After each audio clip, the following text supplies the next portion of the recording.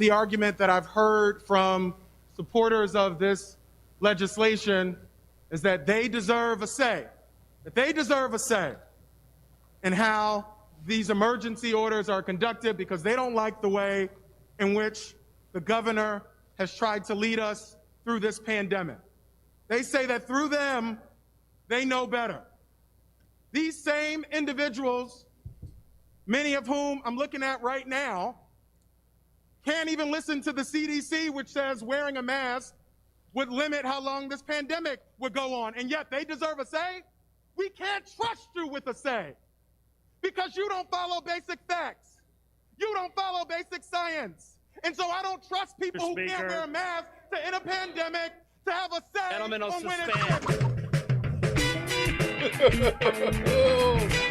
Malcolm Kenyatta. Hey everybody, it is Friday, January 29th, 2021. Welcome to Raging Chicken's Out the Coop podcast. Yeah, it's a normal Friday again, everybody. This is Kevin Mahoney, editor and founder of Raging Chicken. Each week I talk to our unemployed Trump staffer, Sean Kitchen, about the good, the bad, and the ugly in state and national politics. Yes, that was Malcolm Kenyatta, everybody, today. Once again, tearing it up on the floor out in Harrisburg. On today's show, man, there's so much going on. There's so much to get to, but both Sean and I have some hard outs today, so we're gonna focus a little bit. Quite as free-willing today, but we'll try to get to what we can. But it was a huge week. Biden signed significant executive actions on climate change and restoring Obamacare. His climate action calls for converting all the federal vehicle pool to all electric vehicles. And the government has to now take into account all the climate costs before it's approving any federal permits. All right, these are just actions that he can take. This is not even getting to the actual legislation stuff. So actually really good moves. And this week, Wall Street hedge funds feel the pitchforks as Reddit-fueled retail traders take revenge. Think about the big GameStop story as the revenge for what those very same hedge funds did to Toys R Us. Taking our childhood away, we're going to show you. Gotta say, it's fun to see Eat the Rich trending. It's pretty crazy. And the GameStop controversy has done more to bring left and right politicians together than any initiative in the Biden's Unity administration. Yep, and that's after the trading platform Robinhood screwed out all the retail traders to protect hedge fund billionaires. Right, this was the platform that had the reputation of being like the nice Wall Street people, the hipsters. Right, there you go. Hey, but AOC says, wait, not so fast, Ted Cruz. Nope, you are not wanted as part of this coalition, and you should resign, by the way. Right, why? Well, you tried to have me killed. So, no, goodbye. According to new reporting in The Guardian, it looks like most of the world's poorest countries will not be vaccinated against COVID-19 until well into 2024. Yeah, that bodes well. Some may never reach the necessary vaccination levels to achieve the herd immunity. Nothing like adding yet another crisis on the back of the most vulnerable regions. And I guess fomenting global uprisings are going to be a thing of this decade. You thought what was bad, what you saw with GameStop? Look out. New York's Governor Cuomo allegedly proposed purposely underreported nursing home deaths by as much as 50%. If you remember, if you were listening carefully to some of our reporting back, or some of our discussions back there, this is something that we had our eye on before, because Cuomo was doing weird stuff with what he was doing in the nursing homes. Iowa lawmakers are on the verge of eliminating tenure at all Iowa state universities. It would be the first university or first legislature in the country that would move to do this, but if it goes through, I guarantee you it will not be the last. And those hedge fund babies are going to cry some more tears when they hear that Sweden has put a ban on mink breeding. Yep, due to the spread of a COVID-19 variant through the country's mink population. No fur coat for you. And QAnon Republican Representative Marjorie Taylor Greene just gets crazier by the day. Not only did she's famous for this, call the Parkland shooting a false flag operation. Turns out newly revealed posts that show her applauding calls, to assassinate Democratic congressional leaders, including Nancy Pelosi. Just an everyday Republican. A little closer to home, PA Republicans make headlines in the New York Times once again. An article dropped yesterday about why Pennsylvania Republican leaders are doubling down on their Trump credentials. It's always great to get national attention here in Pennsylvania, don't you think? It's like, yeah, Sean and I were talking about this before the show, and it's like, it's good that the nation is starting to kind of finally realize how freaking crazy it is here in Pennsylvania, like we've been saying for a long time. And Pennsylvania has a Jeffrey Yass problem.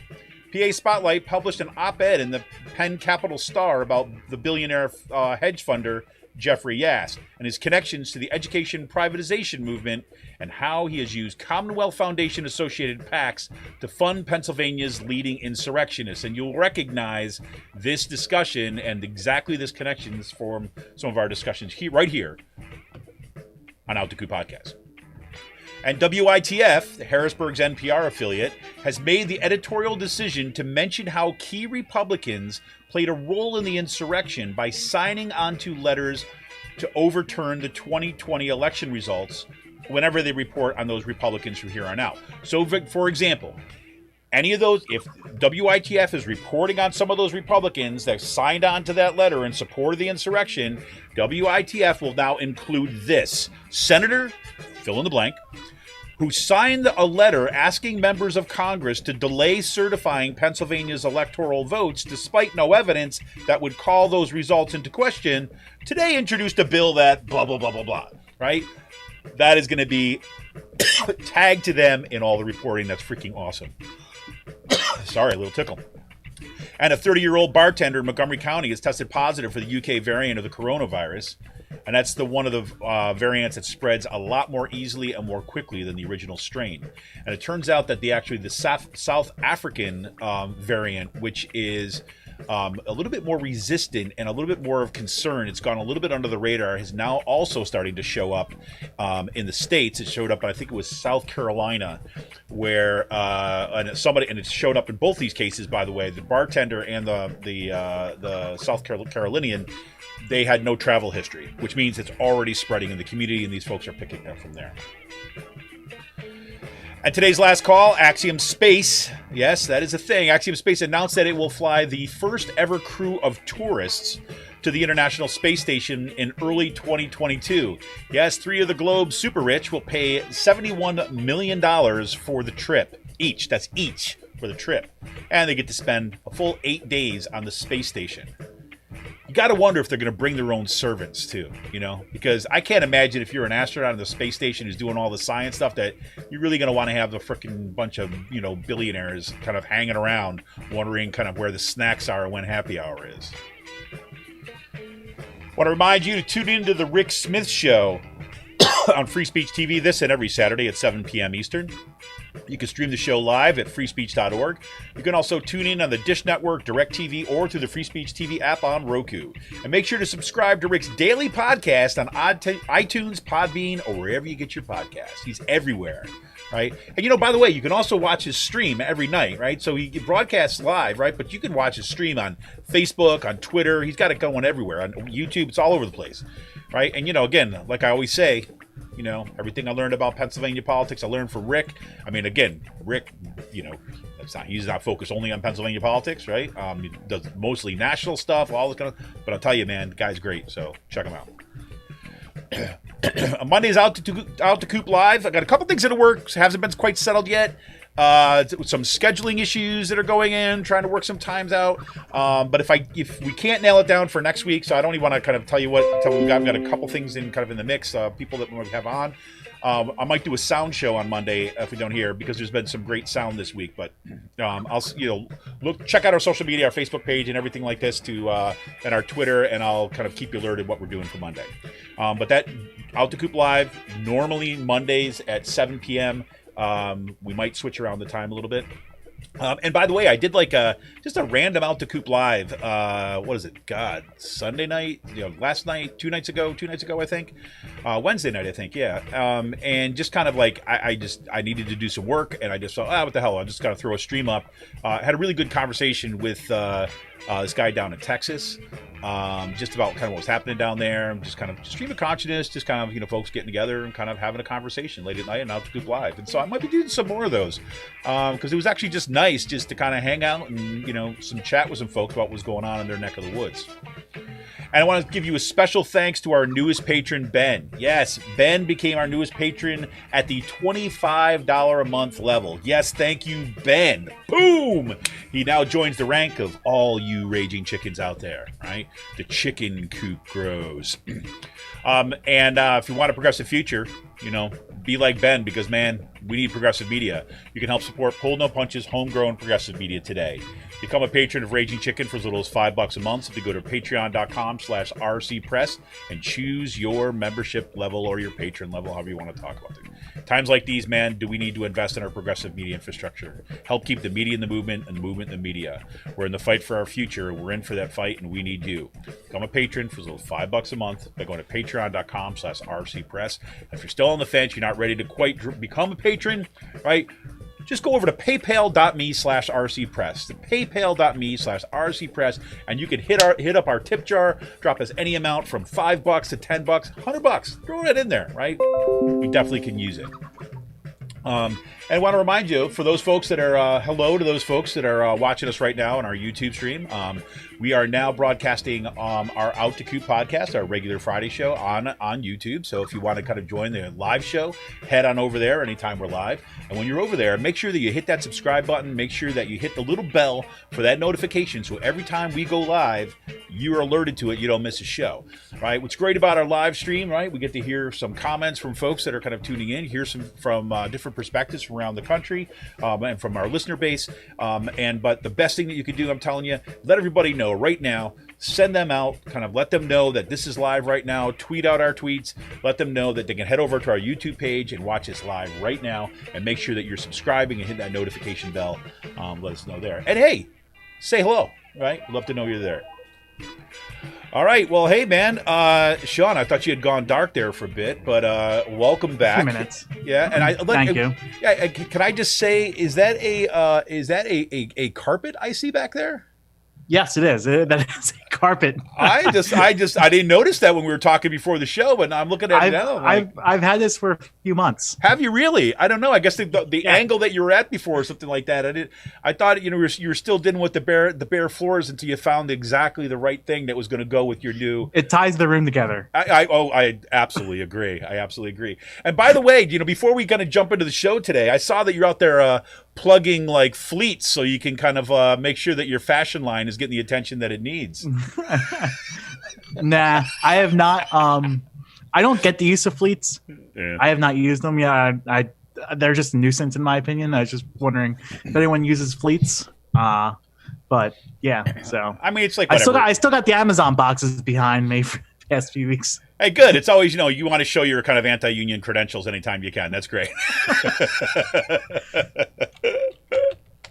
Just kidding. Oh, trust me, I'm not conflicted because I've been using Instacart for the past several months, and I'm like conflicted because I don't have a car, and I use Instacart just because I can't make it to the supermarket and really can get all the goods I need at the at the Broad Street Market. Yep. Like there's actual things, and so yeah, no, it sucks that we're forced to deal with these monopolies and these hedge funds and stuff like that. No, but these billionaires. Yeah, no, but look, this is the kind of thing, and like again, obviously, anytime we get I tip the workers really well with Instacart and stuff like that, so. Absolutely, and I think that, and one of the key things here is to again, like you said, we're forced into the situation, right? And kind of in many ways, I mean, obviously, we should all go out of our ways whenever we can, right, to not support these companies. But look, it's a fact of our lives. I mean, there's no way around it. And I'm always reminded of this this conversation we had after these big IMF and World Bank protests down in Washington D.C. This is way back in 2000.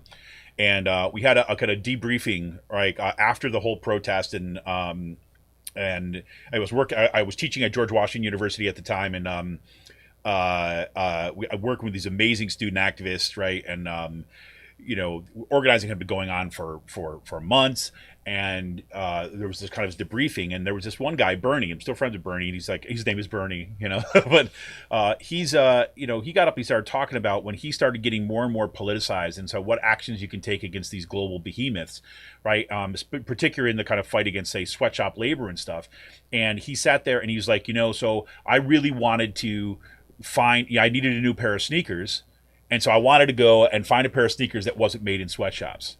And he's like, so I spent the best part of a day, probably about 10 hours, trying to go around from place to place, right, trying to locate somebody that had these these shops. And he's like, and I finally found him, and he kind of shows him, and he said, but I got to thinking after that. He said, I just spent 10 hours of my day, right, for one consumer choice, right, so that I could feel better about wearing non-sweatshop labor. He's like, I get it, and I want to buy those when I can, but you know what? I'd rather spend at least 9 out of the 10 of those hours organizing to stop sweatshop labor as a whole. And that made a whole lot of sense, right?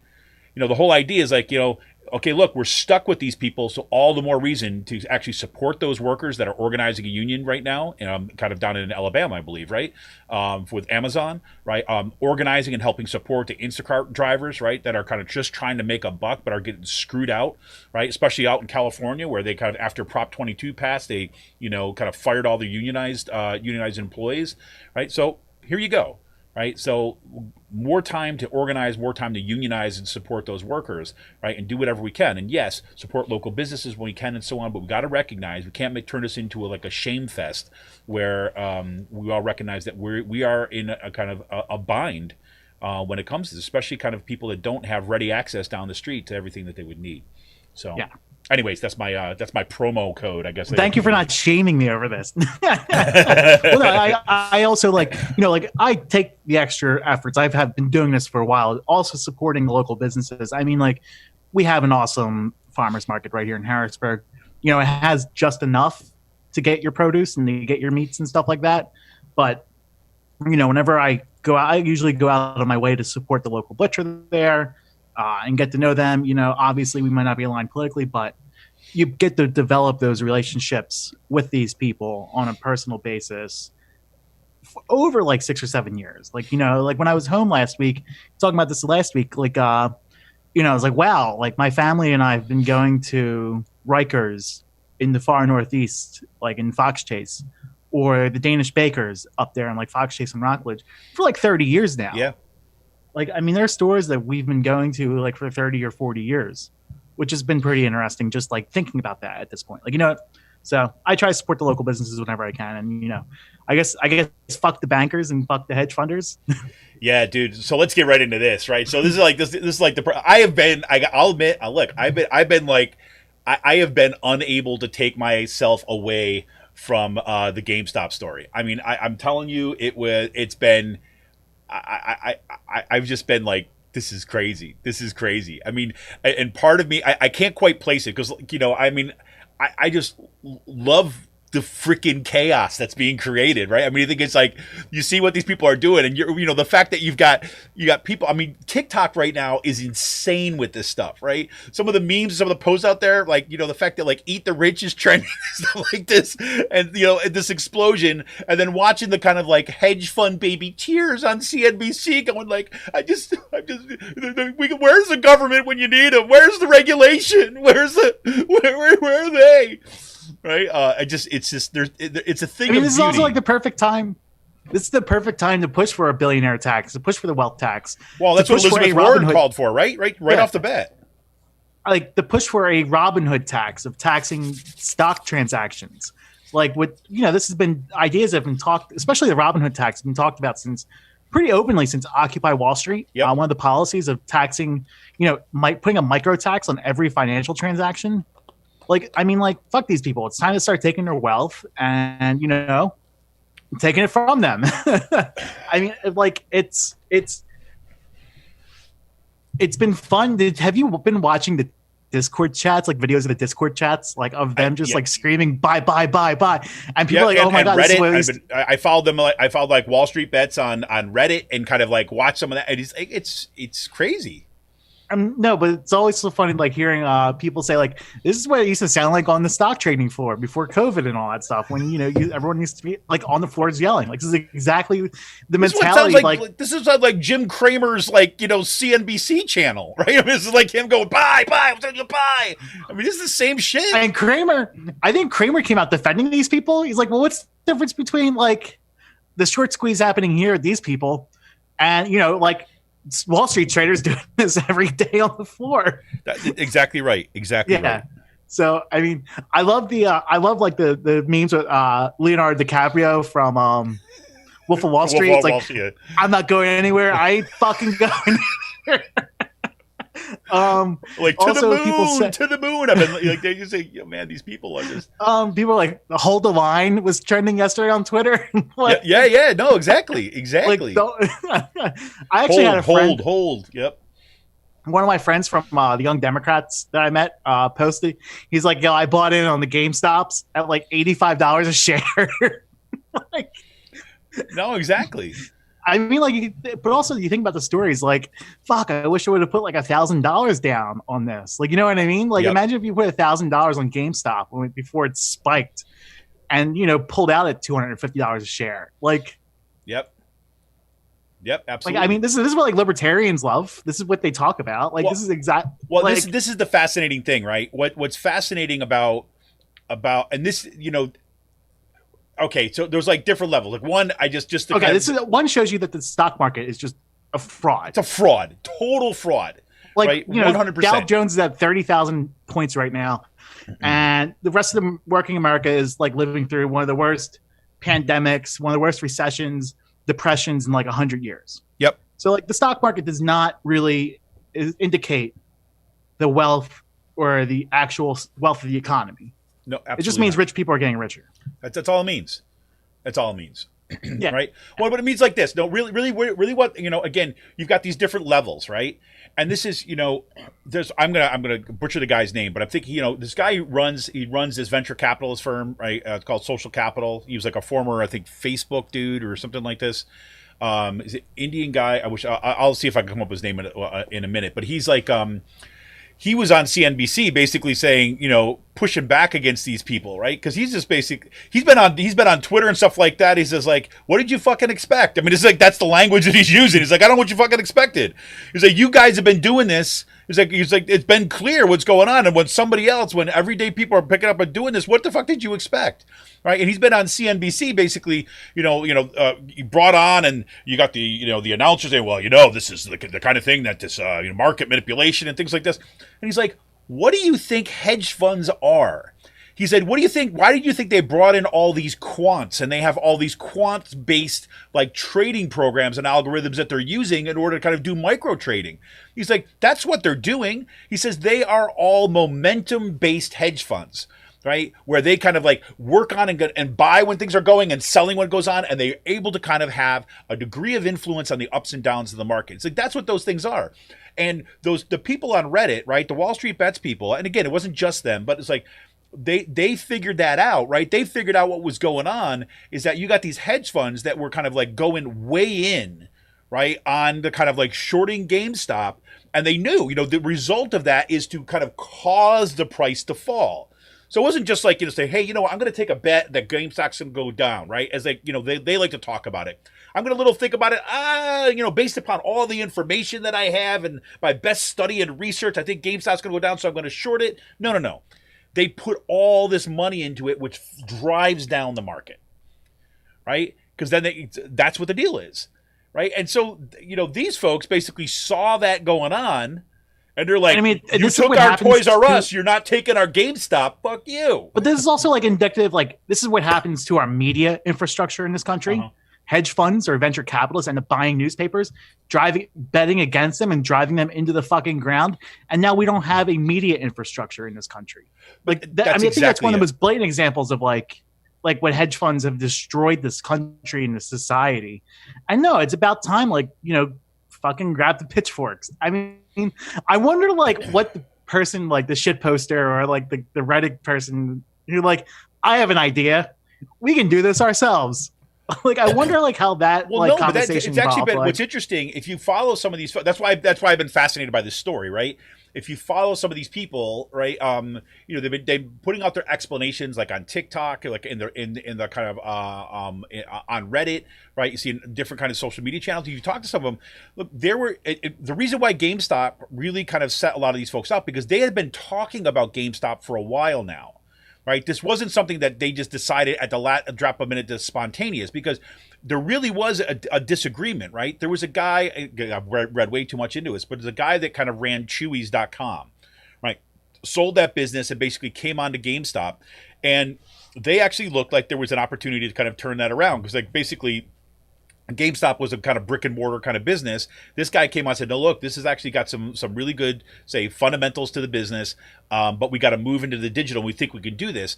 And so there were people that were kind of saying, keep an eye on GameStop, that were not just the Redditors, right? And so, you had this kind of like basically this community, this discussion about was GameStop going. People were starting to buy this ahead of time. It was when they saw this going in, they knew what happened. Right, because that is exactly. And I bring up Toys R Us because Toys R Us is the perfect example of this. You had a profitable store that was kind of iconic in many kind of states, especially millennials. It was for me too. I mean, I grew up like hearing about with the birth of Toys R Us, that when Toys R Us came and put out the business of local toy stores, right? But then Toys R Us came up, and that was the toy store, right? That's where you kind of you want Christmas presents, and we get to go to this toy store, and there's all this stuff going on, and then that was like just disassembled by these hedge funds, sold off in pieces for profit, and then put out of business, right? And so you have these kind of culturally iconic places that are being victimized, and these people are just like, screw that. These people, they're watching it, right? You've been watching what's been happening over the past several years, right? And you're watching basically these people just making hand over fist money. And everyone else is getting screwed. And these folks were like, we can do it too. Matter of fact, we think we can do it better than you, right? And now we're going to sink you bastards because you took it one step too far. And they did. So I wonder like what the policy reaction is going to be out of this. Because, once you steal from the rich. Totally. Then like, we're going to have a complete overreaction. Absolutely. But like, I mean, like this is where we have to be pushing for a wealth tax. And this is an excellent opportunity to like, go after the income inequality that's been happening. I mean, billionaires have fucking profited through the roof during this pandemic. Absolutely. Like, I mean, this pandemic might be one of the largest transfers of wealth in like the world's history. Like simply because of everyone being dependent on like Instacart and Amazon and other organizations because we have to work with the hegemons right now. Yep. Like, and those are the ones who are getting rich out of this. And it's time to take the fucking spoils back. Absolutely. 100%. I mean, this is where both the wealth tax, right, and what you brought up before, the Robin Hood tax, which is, I mean, I think because that stops or kind of greatly puts the brakes on these kind of micro trades, right? This kind of like rapid computer AI generated trading systems, right? And then you start to push back a little bit at that. And again, does that solve the overall arching problems? And no, but it certainly freaking slows down the destruction. Right, and basically begins to be able to start to do some kind of really redistributive programs, right, which are designed it. And it's interesting enough, right, if the timing of this happening now at the same time that you've got now pushes like the Biden administration for like $15 an hour minimum wage, frankly, I'd be like, okay, this is the time to, you got that wealth tax, here's the minimum wage, and I want childcare, and I want free college tuition, and I want the forgiveness of student loan debt, and it's going to come from those fuckers, right, who've been destroying our economy now, right, for the past several decades, right? Yeah. And the anger is appropriate. Now, one of the things that I'm always like a little cautious on is like let's be clear about who these folks are that are doing these trades. There are some people like on the left who've got a clear ideology, like they're literally talking about eating the rich, right? And one of my favorite things, like one of my pieces of sound or the kind of things from TikTok was this woman, she's trading and like her boyfriend's like, hey, what are you doing? Right? She's like, eating the rich. she's like, the only question now is if I still get dipping sauces. Right? And then you've got, and then you actually, there's interesting, you see some of these Gen Z folks, right? Millennials, Gen Z folks on TikTok and some of the other social media platforms using this as an opportunity to basically say, hey, you know what? It's not just here. right? And to using it as an organizing opportunity to begin to think about it. Because, you know, a lot of these folks that are doing these trades, they're not lefties, right? I mean, this is why you saw, like, when Robinhood, right? Not the Robinhood tax, but Robinhood, the trading platform, which is supposed to be like, you know, the hip version of the trading platform, when they basically like prevented and stopped these kind of retail traders, everyday No, like traders. these are like these a lot of these people are like libertarians, like, or probably like right or conservative leaning, like, And some of them are absolute shitholes. yeah.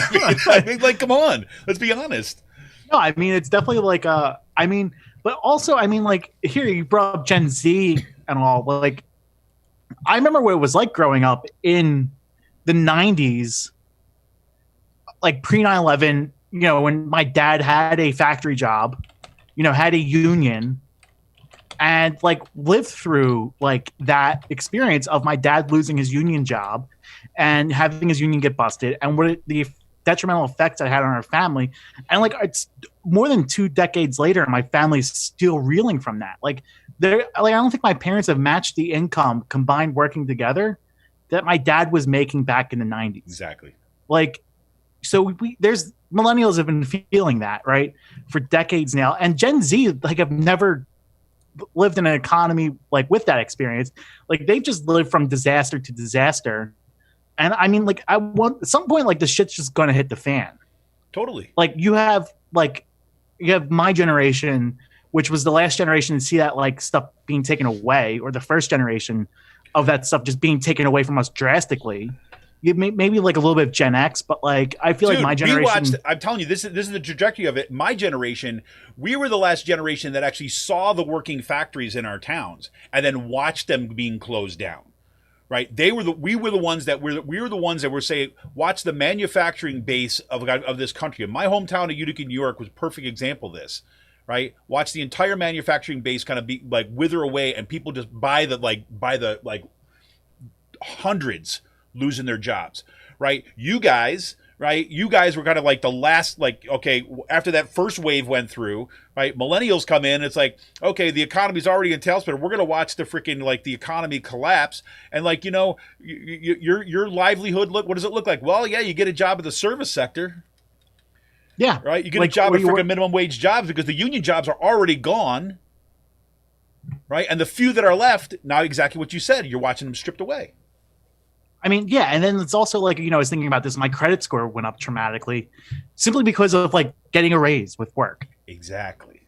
Like, I mean, like your credit is based on how poor you are. Exactly. Like if you're, and it's just like, you know, like that stuff. It's like, you know, like working, the job I'm in now is like the second job I've ever had, not working in a retailer or a bar or a restaurant. Right. And I've been here for 3 years, and it's just like, you know, it took me till like almost 30 to get to this point. It's just like, no, burn the shit down. I mean, like it's amazing where, you know, we talk about this with the primaries and stuff like this. Like, this is why my generation and Gen Zs came out strong for Sanders over the past 2 terms. 100%. Yeah. Like we don't have like the material goods like to fucking live on. And we're, you know, shackled with student debt. You know, like all this other bullshit. Like it's just fucking insane. I know, fuck the rich at this point. Like it's time to start taking their money. Well, and that's the you know, I do think, you know, basically we saw after that Robinhood app basically stopped the trading on, say, on GameStop, on AMC movie theaters, on Nokia, on kind of some other ones too, like the BBB, whatever it was. BlackBerry, that's right. They stopped trading just on those, and they didn't stop. I'm sorry, they didn't stop trading. They stopped buying on it. So you could sell all you wanted to drive down the price back down, but you couldn't buy on it, right? Which now there's a couple lawsuits that are already being filed about market manipulation and that kind of stuff. But when that happened, to have AOC, right, and some figures on the libertarian bending on the right, like all come out and saying this has got to stop, calling for hearings, all this stuff, holding these people accountable for what they did. That's awesome. And what that points to is the struggle over what you do with a situation where there is so much anger and frustration and pent up and like just like decades now of feeling like you're shit, and feeling like that, yeah, you're never going to get anywhere, and that the only thing that you're being told to do is work harder, get your side hustle going, and then maybe you'll be able to put ends meet. But really, deep down inside that it's all a freaking sham, right? That's the organizing energy right now, right? That's where we have to go. This is what Raymond Williams, you've heard me talk about this in other contacts, Raymond Williams called the structure of feeling, this emergent feeling, the emergent structure of feeling that people are feeling it. Now it's the political organizing task now is to what we do with it. What you just described with Bernie Sanders, a perfect example is that he spoke with the proposals that he spoke to, the plainness which he spoke to, the consistency which he spoke to that. It said, we're going to put names on things, and we're going to propose things that are actually going to respond to that feeling of and really material hurting that is going on. And right now, like, the question is that who's going to take the initiative? Is it going to be the libertarians who are going to say, yeah, everybody should be able to kind of be a shithole on Wall Street, not just the hedge funders, right? Are the fascists going to take it over? Are the fascists going to take it over? Or is the left going to take it over? Because let's be real here. The center of the political spectrum's got nothing, right? They've got tweaks, and they've got kind of like, oh, we can do some good things and we could talk to each other nicely. Right. And I'm saying that look, I've been very, very happy with what we're seeing so far in the Biden administration in terms of like the aggressiveness by which they've been pursuing some of these executive actions. Although it has to be said, most of those executive actions are only rolling back what Trump did, right? Not taking it a step further where it needs to go. So some of that is different, right? I totally get that. And I'm 100% behind that. We have what I'm hearing so far on the proposals that are coming out. There's a lot of good stuff there, but to speak to people's like conditions and actually propose big, bold solutions and transformations where we got to be. And it's going to be a struggle for the next decade over who takes that initiative, right? And I'm saying thank God for the organizing that's been going on for the past 4 or 5 years, because we've been seeing what we can do when that happens. So taking that again, this is a perfect example, because the third thing, or the fourth kind of like version of this, is that nobody takes the initiative, and it's just fucking pitchforks.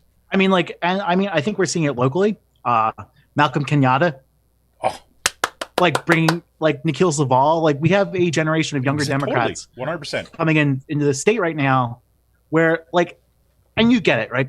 Malcolm Kenyatta came out early for Hillary Clinton, came out early for Joe Biden, but is making those moves politically, but he is probably one of the best speakers on these issues within the House right now. We have Summerlee, we have Sarah Namrado, we have all of them who are doing great work. We have Rick Krajewski. We have like the 2020 and 2018 classes of the Democrats are a completely different shift in that political reality than those who came in 2016 and 2014 and 2012 and 2010. Like, out of the younger Democrats that are in there. I mean, Chris Rabb started that in 2016, getting in, beating the machine in the primary. But like that, this week, Rick Krajewski, with the budget coming up on Tuesday, Rick Krajewski, Nikhil Saval, and Elizabeth Fiedler and others are going to be introducing they're producing their people's budget. They're going to be putting out a people's budget, a working people's budget.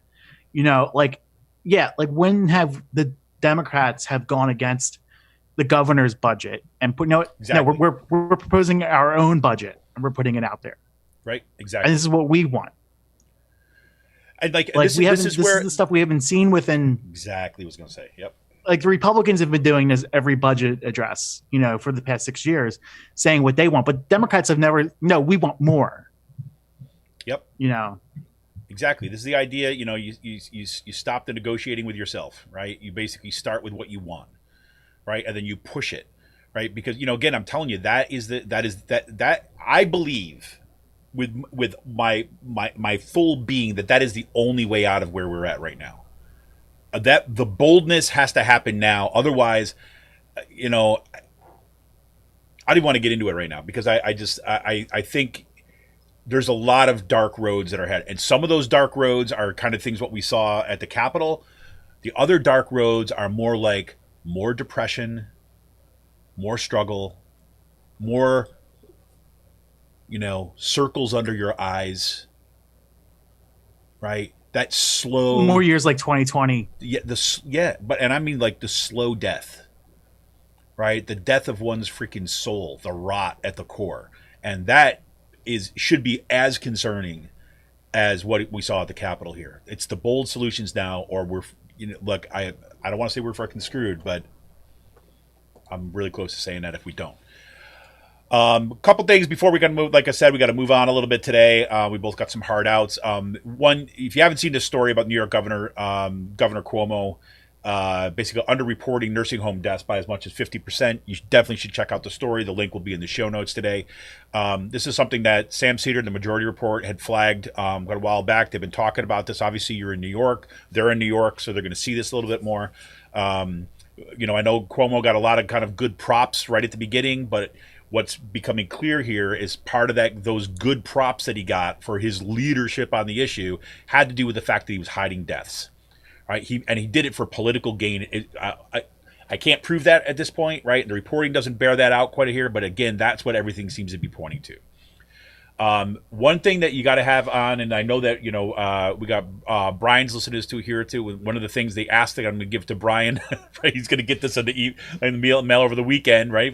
Right now, is that to maybe come on and talk about what's actually happening in Iowa, what's happening in Florida, what's happening in higher ed right now, as another round of devastation is being wrought kind of across the country. In Iowa right now, they're looking to eliminate tenure at all Iowa State universities. And this would be the first such bill in the nation, and every indication is that if that passes, that it is going to be passed on, just like other information. Also, the situation down in Florida is also insane. What's going on there? But we'll get into that another time because like I said, we don't have a ton of time for here, and it's going to take a little time to unpack that. But look ahead for that on some Out the Coop Live and some future shows about what's happening now in higher ed. I think we got to close the first section out today. Just talk about for Marjorie Taylor Greene, man. It's just. Did you hear about the other conspiracy theory she got wrapped up in last night? With the laser beams?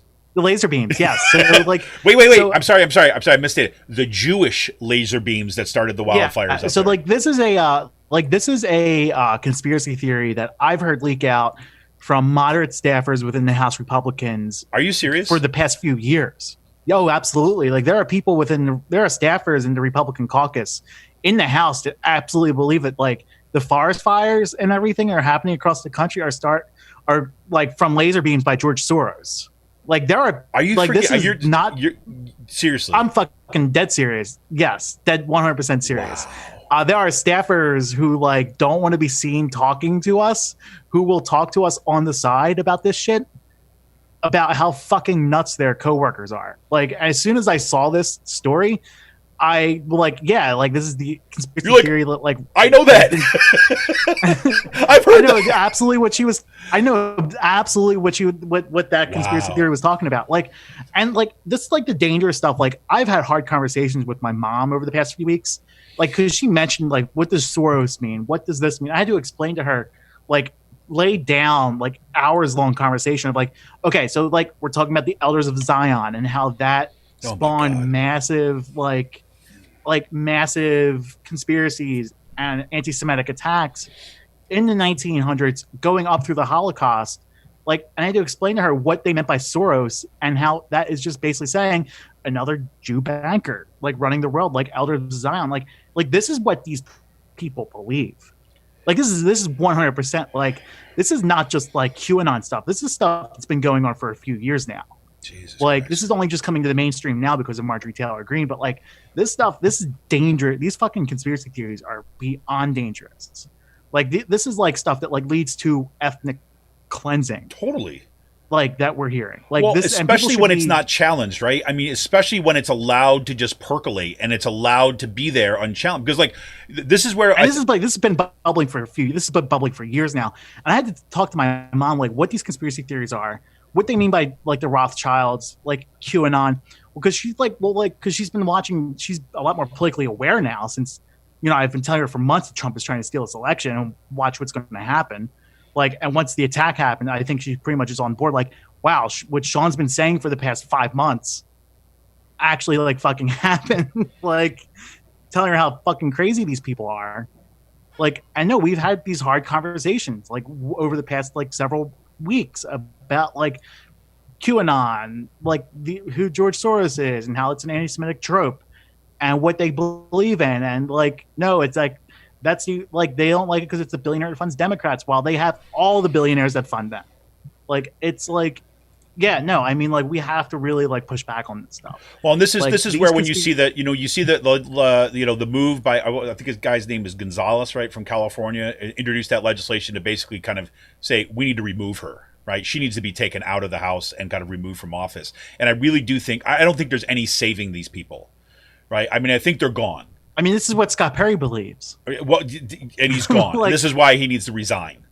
Or he needs to be forced like, out. this I is mean, what- this is like not. this is mainstream within the Republican Party. Like, these conspiracy theories are 100% like mainstream within the Republican Party. I'm sorry, but I've been like following these reopened Facebook groups for the past several months. You know, following the Mastriano stuff. Like, this isn't just like a small sect of people. This is a virus that is like infecting the whole entire party. Check this out. Cory Bush just tweeted this out, right? This like literally 6 minutes ago.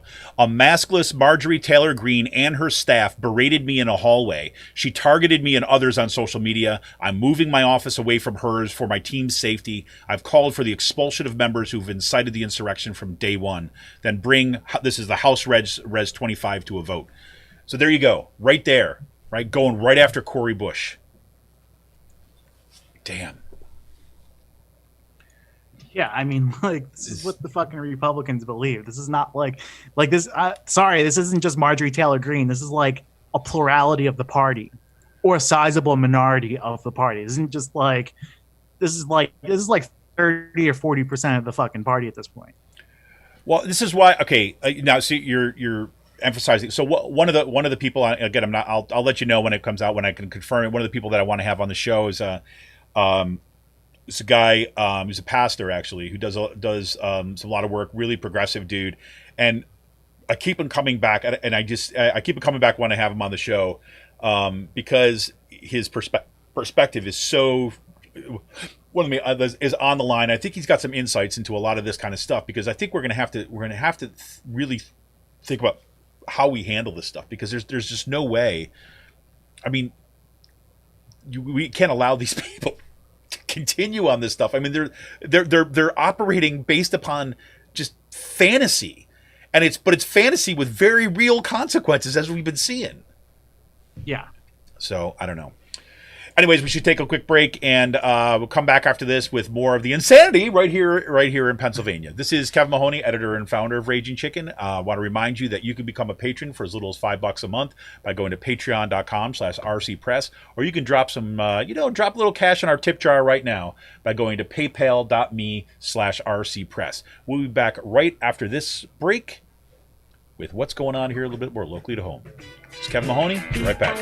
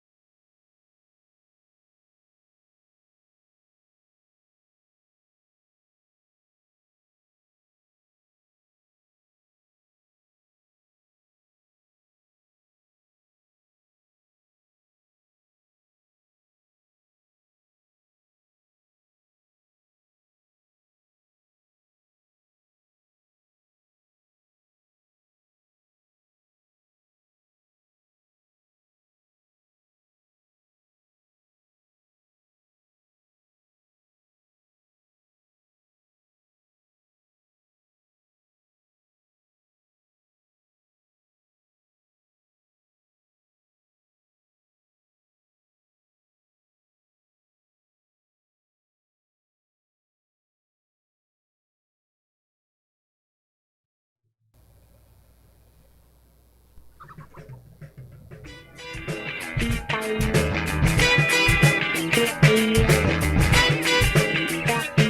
back to Raging Chickens Out the Coop podcast.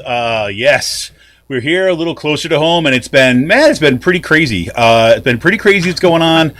Once It's again, only been a week since Scott Perry tried to coup. that was reported. Well, now he's got his mug right on the kind of the main pages of the New York Times as kind of one of the leading factions of the kind of PA nut jobs that are kind of going to go down with the ship with Trump, doubling down on the kind of the Trump brand in Pennsylvania. It's been, this is like, I really do feel like that, the national media is finally waking up to what the hell's going on in Pennsylvania and how freaking insane it is here. Yeah. So, like, one of the things I want to talk about, we didn't put this in the notes, but this talks about Scott Perry, is the accountability work that constituents have been driving right here in the PA-10. Totally. They've been contacting all of Perry's corporate donors over the past week. I think they got $100,000 worth of donations to pull out of him. Wow. Which is a huge milestone. They say they'll suspend they're committed to suspend their donations and to review their donations. So, like, people have been flooding they've created scripts, they've created certain text language, messaging language to email these people with. There are Google Documents, spreadsheets going around with all these political directors. So there is a massive accountability push here in Pennsylvania. In Central PA, there's also there's protests and all. I won't be surprised if this is a national story, the accountability efforts against Scott Perry within the coming days or weeks. Well, I would, especially when. Sorry, go ahead. There's a big constituent-driven thing. We're talking about recruiting candidates now for 2022. We're talking about starting PACs, our own PACs, to give money to that will support the primary winner. So, yeah, there's a lot of things that's happening right here and on the ground real quickly with Scott Perry. Well, right, and this is how the New York Times. I just wanted to get just like three quick paragraphs about how the story is set up, so you get a sense of how people are starting to put the pieces together, right? Which we've been talking about here for a while. But here is it: perhaps no state has demonstrated its fealty as tenaciously as Pennsylvania, where Republican officials have gone to extraordinary lengths to keep Trumpism at the center of their message as they bolster the president's false claims of a stolen election. 8 of 9 Republicans in Pennsylvania's congressional delegation voted to throw out their state's own electoral votes for President Biden on January 6, just hours after a mob had stormed the Capitol. A majority of Republicans in the state legislature had endorsed that effort. And one House member from the state, Scott Perry, was instrumental in promoting a plan in which Mr. Trump would fire the acting attorney general in an effort to stay in office. So if we can thank Scott Perry for anything here, it's that action on part what he did with the attorney general, I think kind of just turned on all the lights. People are like, oh, wait a minute. It's not just this kind of because frankly, I do think there's a bias in the national media when it comes to Pennsylvania and a lot of other Midwestern states, say, these are kind of, say backwater areas, especially ones for the kind of center of the state. It's been funny. Roxbury and I have been talking about this for years now. This is Roxbury's, this is his official position. I could speak on his behalf right now, but he's always said Pennsylvania is the most important state electorally in the country. Everything goes through Pennsylvania. And he says State Street is the most important street in the country. Mm-hmm. Just because of all the lobbyists, the lobbying groups, the Commonwealth Foundation being right there. But he definitely has a point. We've been saying this for years, how fucking nuts the Republican Party in this country, in this state has been. It's pretty much we've been saying this since day one of the Raging Chicken. Dude, exactly. You remember this talking about 10 Tom years Corbett. now. Exactly. When we launched in part because of the actions that were going on after the Wisconsin uprising and after we saw this kind of insanity of the Alex Spider legislation and this kind of right-wing playbook that was going across, we're like, holy crap, this is going on and it's coming to Pennsylvania. And one of the things that we remarked early on in our coverage of what was going on is we found it. Do you remember this? It was we were talking about, it's kind of strange that in all this reporting, right, Pennsylvania continues to fly under the radar, right? Because Tom Corbett wasn't as crazy and as out there. Tom Corbett was just incompetent. And you still had Republicans like Pileggi, you still had moderate Republicans in key positions of power within the Senate and Republican caucus Bingo. that stopped this stuff. And really, like, I mean, Jeff Hayes poisoned, or not Jeff Hayes. Sorry, it's my county commissioner. I just got a story on his wife. The Penn Live finally reported on his wife being there at the insurrection. So Nice. no, like we've had Scott Wagner, really drive this in the Senate and taking people out and replacing them with like Mike Regan. The gerrymandered maps of 2010. This is all a result of that. Exactly. Like you've had a moderate Republican, or not moderate, but a conservative institutionalist in Stan Smith resigning because of him getting primaried by Chris Dush, and then Dush taking over his seat the following cycle. Like he left and now Dush is in the Senate, and Dush is the person who wanted to impeach the Supreme Court justices and wanted to, push the judicial gerrymandering that's going on.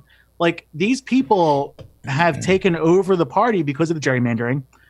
They've only gotten more conservative and more crazy over the past several years, and they've taken out, or they've kneecapped, and they kneecapped, and like key Republicans in positions of power, right? I mean, if you're the House Speaker, you come within 3% of losing your seat in a primary, you're not surviving the next round, Right. and that's what ended up happening. Like, and that's how Dush got in. And then you've also had Republicans like Mike Turzai. For years, enable these people. Like someone posted a question: would Mike Turzai have signed the fucking letters with Trump, or would he push back against the caucus? No, he would have. He fucking enabled these people for the past decade. Of course, he would have like supported this stuff. Like, you know what I mean? Like, Yep. Get the fuck out of here with that. Like, Jake Corman has absolutely no control over his Senate caucus leadership. Scarnati, he kept an iron grip on things, but he too would have went along with Trump's coup attempt. Yep.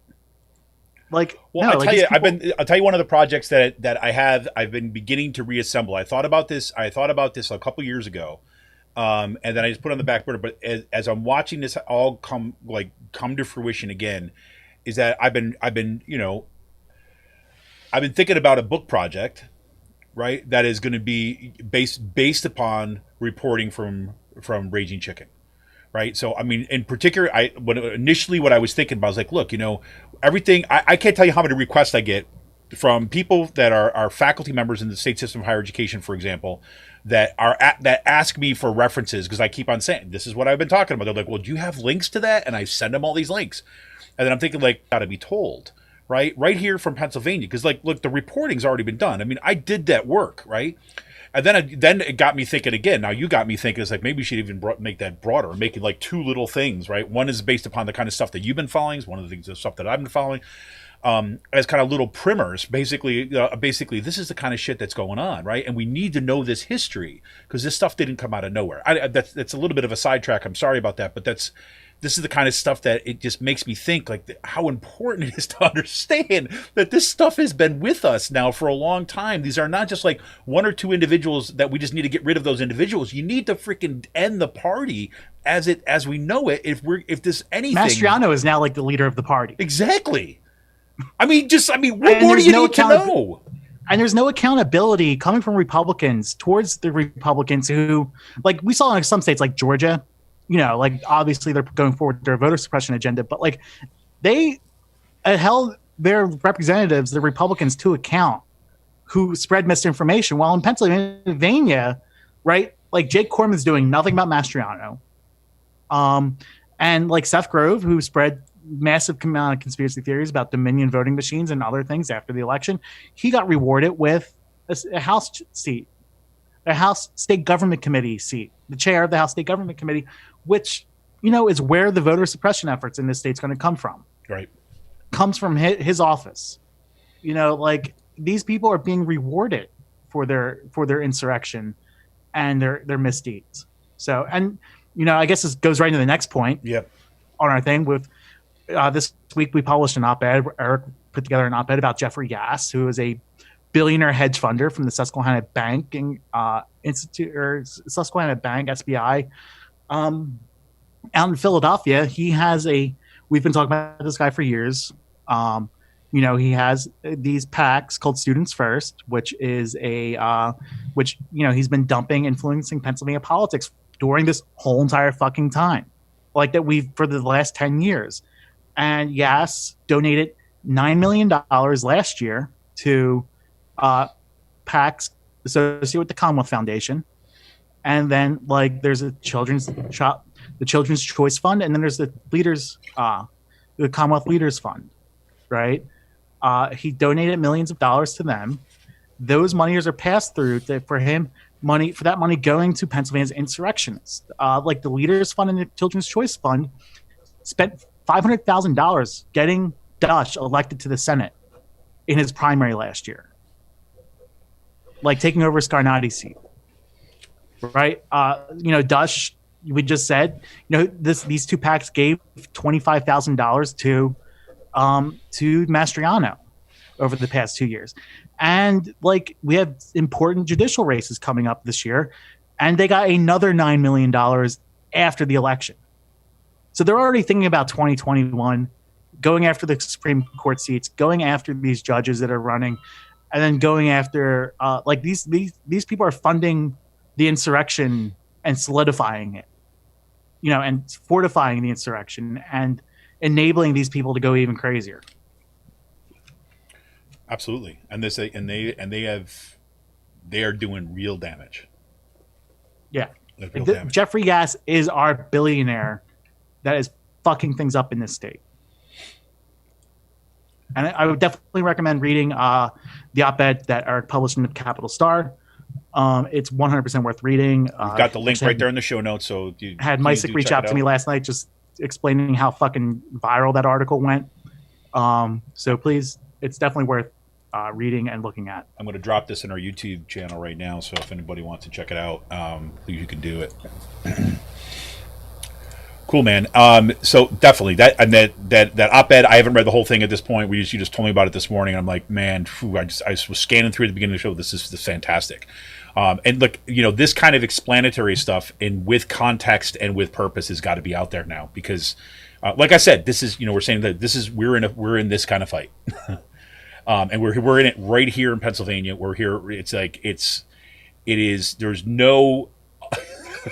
There are very we're not even few talking other about the places that are constitutional more amendments central. they're pushing right now. Oh Jesus! Like Malcolm Kenyatta, like they're going to go after the governors. The Republicans are holding a constitutional convention right now at this beginning of this session. They're not calling it that.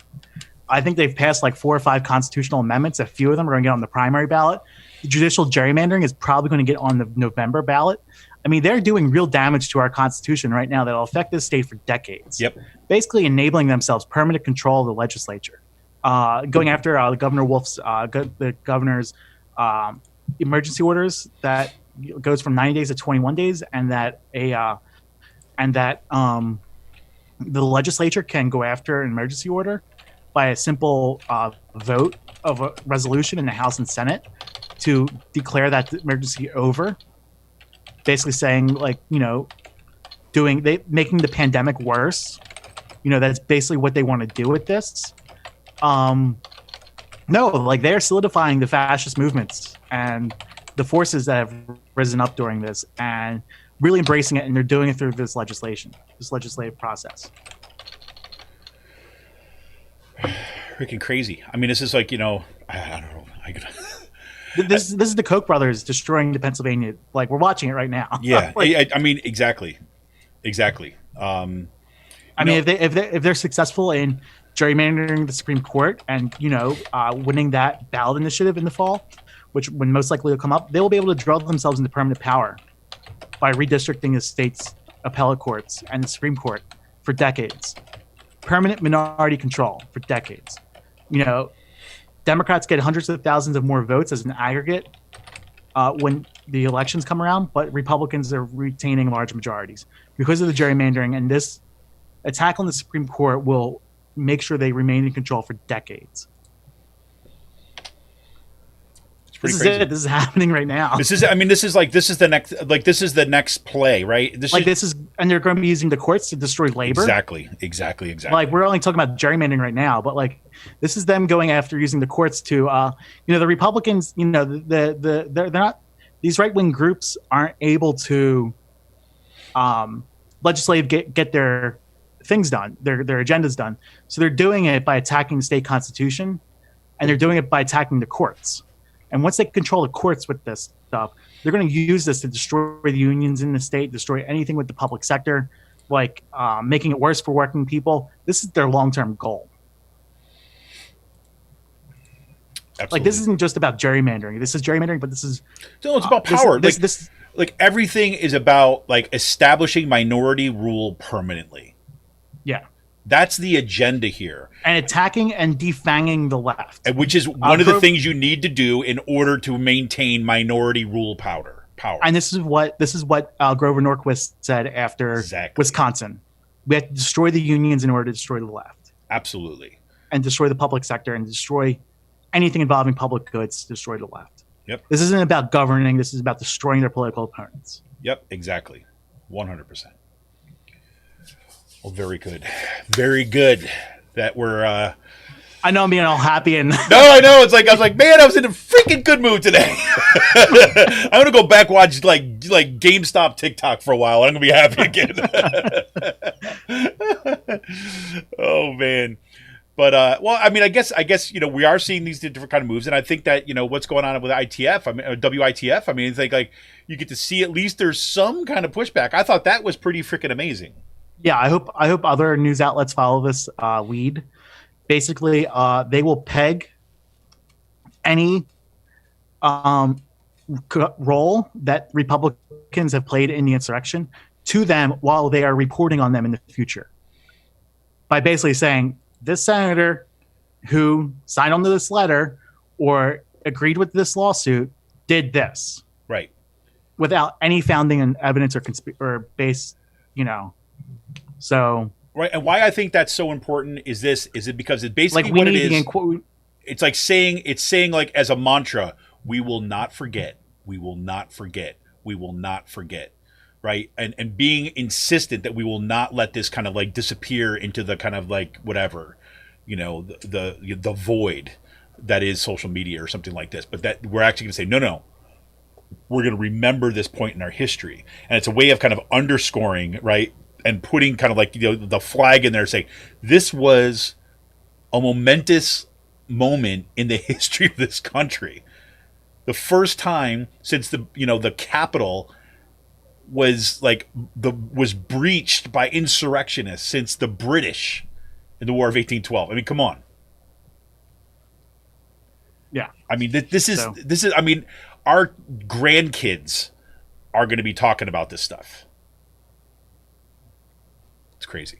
I know. I mean, it's working on the front lines, combating this stuff is pretty like not amazing, but I mean, this is where we're at. Right. Didn't think like this is where we would be after Scott Wagner flipped out underneath the billboard in 2018. Like it's just been insane the past this, and it's not slowing down either. No, the insanity is staying here. That is for sure. All right. Well, one thing I just wanted to this is another good news. Yeah, another good news. Right. There's actually more, but there's more on this. Well, but whatever. We're not going to do that. I'm not going to go down that hole right now because there's so much that I could say right now about what's going on with the testing regime. Let me put it this way: is that or the vaccination rollout? There's like the official, like there's a plan. There is a plan, but on the ground, I can tell you that I run into people, not run into them, but people I talk to, like neighbors, right, other folks that I know from around the area. It's like a free for all with vaccines right now, right? Did you see the Philly fighting COVID story? I did. I didn't read it though. I saw it come up with a headline. What was the deal? Oh my god! It's a huge fucking scandal in Philadelphia about COVID vaccinations. Yeah, basically that was an organization, an outside organization, that was brought in by a 22-year-old with no experience in public health. He started to pop up almost like the Fire Festival of vaccinations here in Philadelphia.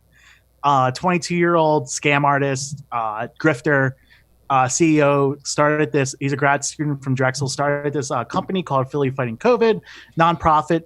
They basically changed their status to a for-profit motivation and saw themselves as getting rich off of the vaccines and exploiting that loophole. Set up a C4 in order to make money off of this. Yeah, he got caught stealing vaccines, taking them, distributing them personally to his friends.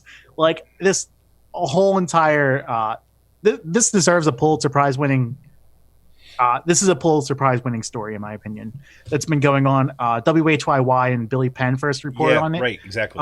The Inquirer has been picking up, but like they've been driving a lot of this, and like I mean, given the moment that we're in, this is almost this deserves to be looked at for a Pulitzer Prize. Well, like that's like how fucked up it is. We have private healthcare companies distributing a vaccine. We have no public healthcare infrastructure to do this after years of privatization and defunding public health in this country. It really just shows you why we need to like take the private sector out of healthcare 100%. Yeah, once totally. and for all. Totally. Like, what are you saying? Forced to vote? Just kidding. No, I mean, but we have to we have to start fighting. Exactly. Like, and no, this is where the pushback needs to be. Like this isn't a failure from government. It is, but the real failure is on the fact that government has allowed private sector companies and capitalism to take over the way they have over the past 30 or 40 years. Yeah, absolutely.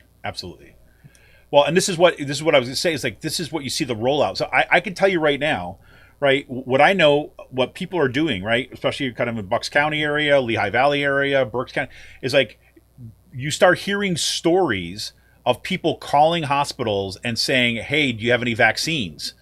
Right. And there's been like, if you are calling at the right time and say you put your name on a list, they will call you like at 3:00 they'll call you like at 1:00 and say, we've got extra vaccines. They expire at 3:00. Can you get here?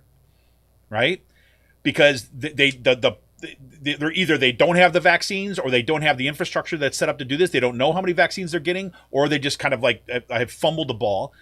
And so what people are doing, right, is registering at multiple hospitals, right, to log into their kind of like to get an account in those hospitals to get put on a list so you can be called. It's like getting concert tickets. It's totally fucking sold out show. Totally, it's what it is. It's what it is. I mean, Lehigh Valley, they had the Lehigh Valley Hospital, for example, they had last week or earlier this week, Sunday, I think it was, they had a mass vaccination thing, 1,000 vaccinations in Dorney Park, right? In the parking lots of Dorney Park, a drive-up vaccination clinic, right? So they had to put it out, they announce it, say this is when it's going to happen. You had to sign up in 5 hours. All the appointments were gone, right? And there were people that came anyways to try to see if they could get in and get extra vaccines. I mean, that's insane. Right, so it's like whatever that's going on. Anyways, I wasn't even going to get in all that, but so the rollout, we're going to have to talk more about this coming up, coming in the future weeks. But, I mean, I don't know if I can blame the governor's administration on this. No. When I'm just saying this is like a federal issue. But it's all of the above, right? Because it's like it's a massive systemic failure. Well, that's exactly. And if you talk to, and I'm not even blaming the hospitals for this, right? I'm saying like.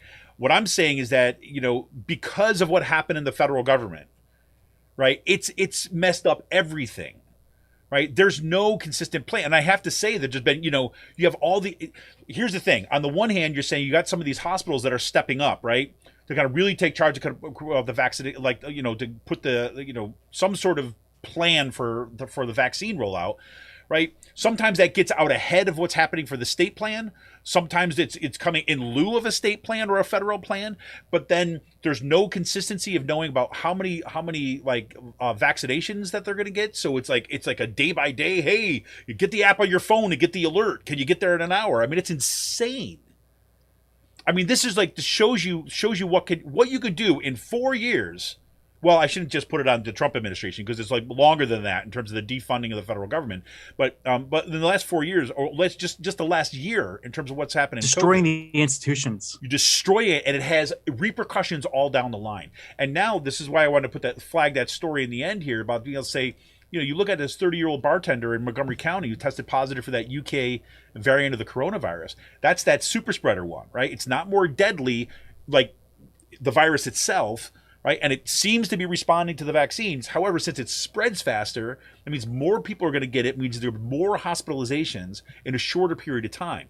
So, which means invariably more deaths, right? But it's not the individual virus which is more deadly. There's another one that I want to mention at the top of the show in South Africa. It's a little bit more concerning because it seems to have some pushback against the vaccine. So we'll see about that. But, so look, my point of bringing this up is this. It's awesome that the vaccine is out there. I know people now who just yesterday got their second shot, right? I'm not one of them, right? I haven't had my first shot, right? I know people who've got them, which is fantastic, right? And I'm glad for that. But the fact that the vaccine is out there doesn't mean that we just kind of like, okay, we throw our masks away and all the other kind of stuff. No, we've got to be vigilant for the remainder, like especially until we get to the summer, to make sure that we keep these things down. Because with this strain that's coming out there, that could just freaking throw everything upside down. Right? It's bad enough that we don't have enough vaccines right now. It's bad enough that we don't have a plan to do this. Please, for the love of God, swear to God, please make sure that you're masking up, keeping the social distancing, and being vigilant now to the end of this pandemic. All right, man, you got anything else before we go into today's last call? No, nothing else. I can't wait to read this story about the wife of my county commissioner, Jeff Haste, his wife, Maria Haste, attended the insurrection, took selfies of herself Nice. on the inaugural stage. Are you serious, really? Yes, posted them on Facebook, which was public. I, of course, screenshot them all, and sent them around to the media. There you go. After weeks of shit posting about why isn't Penn Live, talking about Jeff Haste's wife, and I started putting out questions. Hey, did Jeff Haste go to the thing? Stuff like that.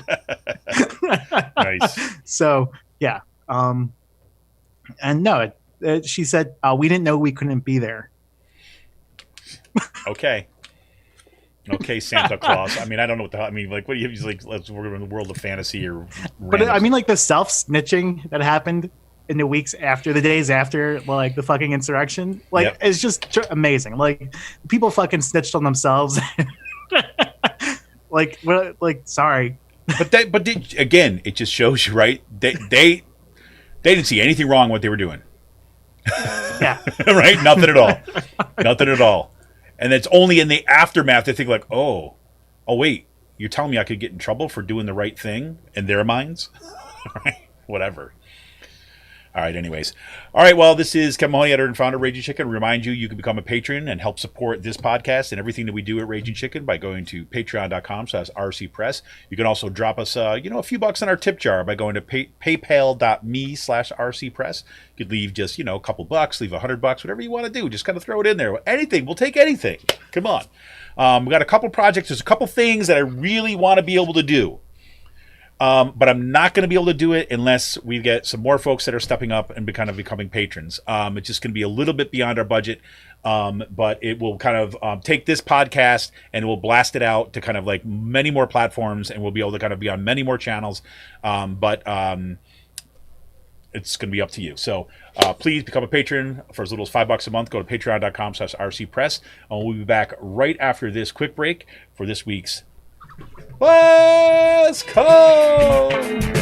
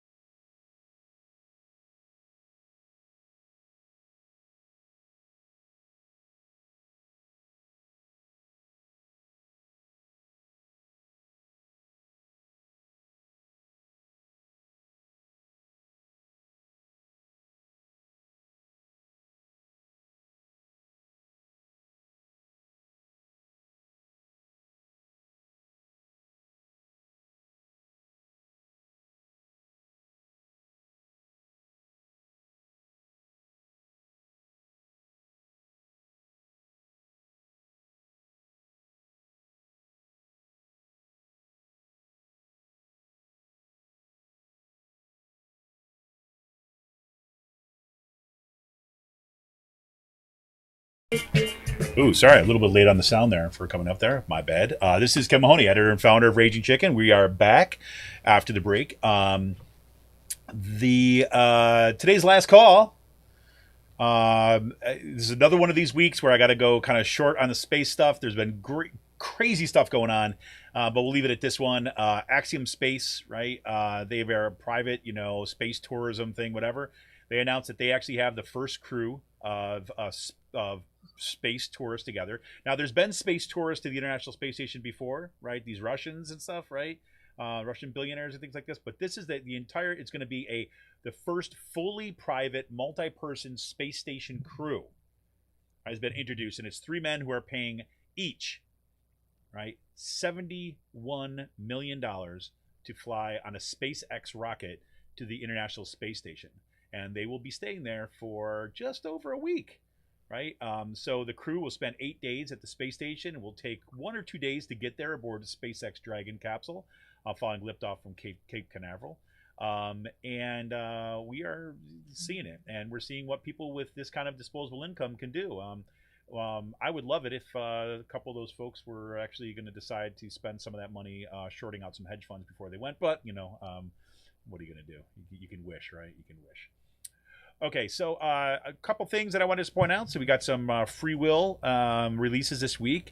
If you remember one of the goods, the good kind of old standbys, Cloudy with a Glance of Charcuterie. Sean always has to help me pronounce that. But it's Charcuterie? Yeah, there you go. What he said.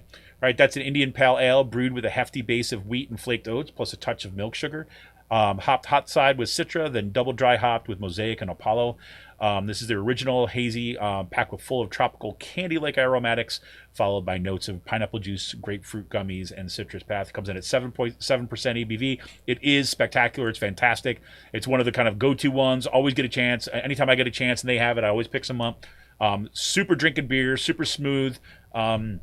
Fantastic. They still have kind of a couple of the this past weekend. They had some of their new releases that they still have more of. That if you get a chance, they've got the Long Full Hunt. That is a double dry hopped, or say it's double IPA with Mosaic, Montecu, and Idaho Gem coming at 8.5 ABV, and they have the Pineapple Passion Fruit Mash, and that's their sour ale with pineapple, passion fruit, and vanilla milk sugar. That comes in at 7.5 ABV. They also put a special announcement because this past weekend they had their sour Sunday, which I think I neglected to mention last week, which I'm really bummed. Well, we didn't have the Friday show. I think that's why that threw me off. But they've got they had some special release bottles for their Sour Sunday, and now they have them in their online store. Right? Normally I focus a lot on the cans, I know, but some of the bottles that they got released look absolutely fantastic. They've got one that's called Wild Hack. Let me see if I can get it. Oh, got it. Oh, they're not giving it me there. The one that's called Wild Hack. Another one is Blood and Guts, which is actually one of my favorite sours that they come out of there. And the last one, I just can't read what the hell is. Let me see if I can get the store up here real quick to let you know what it is. It is there's Wild Hack. They still have their winter beer. That one is not showing up yet. Maybe they're already sold out of that one, but it was good. One of the things that they do have that I would strongly recommend if you're looking for just a fantastic drinking beer and want to pick up some bottles, they have one that's called Absconded. That's their 2020 Absconded. That's a sour ale aged in oak cask with cherries. That is a mwah. So check them out. Remember, you can go to freewillbrewing.store. That's freewillbrewing.store. And if you are in Pennsylvania, if you're in Washington, D.C., or in Maryland, I think, Virginia, whatever it is, you can have Virginia, Pennsylvania, Washington, D.C. You can get free shipping on orders over $85. Or you can just have it, get together with some friends, get that free shipping, but just go to their store, freewillbrewing.store, or you can kind of order online and do some kind of pickup at the Perksy store or in Peddler's Village. So that's all I really got. I've got a bunch of stuff I got to do, kind of kid errands and stuff this afternoon. So I didn't go heavy on the last call. I thought we had enough stuff going out in the beginning. But what do you got going on, Sean? So that Philly fighting COVID guy, yeah, is now having a press conference. This tweet literally just came across the wire. And he said, this is what Max Marin put out. Philly Fighting COVID CEO Andre Dorshin is taking questions from reporters. And the latest twist, he's calling for the city to replace Dr. Farley, who is the public health director, wants an investigation in why Philly Fighting COVID was let go, and alleges ouster was a political conspiracy without evidence or naming names, except Farley. So this sounds like something someone would do when mounting a legal defense. When they're looking to go to jail. Let's see. I got nothing really going on. I'm waiting for some super stock to come in the mail. Ordered some DeBruno Brothers from Philly. If you don't know what that is, that's you might see it in a store called Soprasetta. But if you grew up in Utica or South Philly, you know that's Soprasetta. Yeah. It's like saying prosciutto. Right, prosciutto, right? Or I gabagool. remember You didn't pick up some gabagool? Yeah, I said prosciutto once to someone out here, and they looked at me like I had three heads on my shoulder. I was like, I'm sorry, the prosciutto. Prosciutto and capicola. Yeah, but... Oh, man. Capicola. Yeah, here it is. Like, Philly Fighting COVID kicked out of city vaccine program. Okay, I just thought there was something else came up, but it was somebody reposting a story. So yeah, definitely worth looking forward to and watching. Let's see, nothing really too else going on. My parents got me a lasagna pan, so I'm still waiting for that to come in the mail. It was a Christmas gift. Maybe today, fingers crossed? Not today, but probably next week at some point. Okay. Gotcha. So they ordered it. It was late by 2 months, so the order got canceled, and they reordered it from Amazon. So, hopefully it gets mailed out. It's an Emile Henry pan, and then I'll go nice with my the Le Creuset I'm waiting for. There you go. Look at you. Hey, I'm investing instead of doing other vices, I'm investing in cookware. Hey, Matt, I just can't wait to now see all your cooking stories posted on Fleets, so that'll be great. Yeah, and Instagram. All right, man, I got to run. I got to get out of here. Thank you all for tuning into our show today. This is, once again, Kevin Mahoney, editor and founder of Raging Chicken. And, I just got a call from Grassroots Vote. How about that? We'll see you all next week. Don't forget, 7 p.m. on Monday, Out to Coop Live. We'll let you know what's going on. See ya!